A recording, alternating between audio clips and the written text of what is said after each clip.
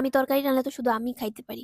আমার কাছে সেই মজা লাগে। বাকি মানুষ খাইতে পারে না, এটা কি আমার দোষ? আমি কি করছি ভাই? আমি তরকারি রানলে হয় হলুদের গুঁড়া বেশি হয়ে যাইব না মরিচের গুঁড়া বেশি হয়ে যাইব। এটা কি আমার দোষ? কোন মরিচের গুঁড়া বেশি হয়ে গেলে একটু পেট জ্বলে আরকি। এইটা আপনার পেটের দোষ, আপনার পেটের হয় না। আর হয়তো মাঝে মাঝে একটু লবণ বেশি হয়ে যায়, আপনার কাছে লবণ পোড়া মনে হয়। এতে কি আমার দোষ? কোন তরকারি তো আমি সুন্দর মতোই রান্ধি, সুন্দর মতোই হয়। হয়তো একটু জলগুলান শুকাই যায়, হয়তো ভিতরে সেদ্ধ হয় না, কাঁচা রয়ে যায়। এটা কি আমার দোষ? কোন আমি তো তরকারি রাঁধতে পারি, কত কষ্ট করে গিয়া মাছ টাছ কাইটটা গোশ কাইটটা তারপরে রান্না করি। হয়তো তরি তরকারি কাটলে একটু সোগা সিমলা থাইকে যায়, বেশি হয় তরি তরকারি আর কি। এতে কি আমার দোষ? আর পেঁয়াজ কাটলে পেঁয়াজের গোড়া আগা খোসা থাইকে যায় আর কি, একটু বেশি বড় লাগিয়ে। এ কি আমার দোষ? কোন একটু মোটা মোটা কাটি। আর পেঁয়াজের দাম তো বেশি, আমি তো সঞ্চয় করি। এটা কি আমার দোষ? সঞ্চয় করা তো ভালো। কোন একটু বেশি হয় আর কি। আপনারা ফ্যামিলির মানুষ খাইতে পারেন না, এটা কি আমার দোষ? আমি তো ঠিকই সুন্দর মতন রান্ধন বারণ করি। এখন লবণ মরিচ যদি বেশি হয় আপনার পেট কামড়া, হেলে কি আমার দোষ? কোন আমার কাছে তো সেই স্বাদ লাগে, আমি রানলে এক্সের স্বাদ হয়, সেই স্বাদ আচ্ছা দেখাইতে পারি। এখন আপনারা না পারলে এটা কি আমার দোষ? আর বিয়া হইলে যে রান্ধন বারণ পারা লাগবে এমন তো কোনো কথা নেই। আমি বিয়ে হচ্ছে দেখে কি আমার সব রান্না বাড়া পারা লাগবে এমন কোনো কথা আছে? এখন আপনাকে প্যাডে হজম হয় না, এটা কি আমার দোষ? আপনাকে হজম শক্তির সমস্যা, আপনারা ওষুধ খাইতে পারেন না। ইনো খাবেন ইনো, আর না হজমের ওষুধ খাই না থুকু, ওগুলা খাওয়া লাগবে না, ইনু খাওয়া লাগবে না।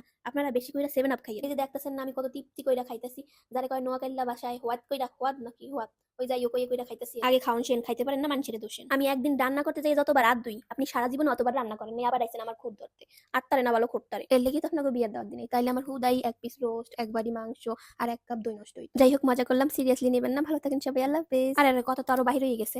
আপনারা আমার খাওয়ান দেখে কেউ নজর দিয়ে না, তাহলে আমার বদহজম হইতে পারে। ভিডিওটা ভালো লাগলে সুন্দর করে কমেন্ট করে দিন। আবার কেউ ভাববেন না যে আপনাকে বাসায় দাওয়াত দিয়ে সুন্দর করে আপ্যায়ন করে খাওয়াবো। আমি অনেক ভালো রান্না করতে পারি ঠিকই, কিন্তু এই রান্না আপনাকে পারে হজম হইব না। আর আপনি পেজ খোলার পর থেকে এখন পর্যন্ত আপনার অভিজ্ঞতাকে অবশ্যই কমেন্ট করে জানাবেন। আর আমার ভিডিও কেমন লাগে অবশ্যই বলবেন। আর এখনকার মতো সত্যি সত্যি আল্লাহ হাফেজ, অনেক জ্বালাইলাম। আর আমার আজাইরা পেছালের ব্লগ ভিডিও দেখার জন্য আপনাদের ধন্যবাদ। আর আমি জানি আপনাদের অনেক ধৈর্য।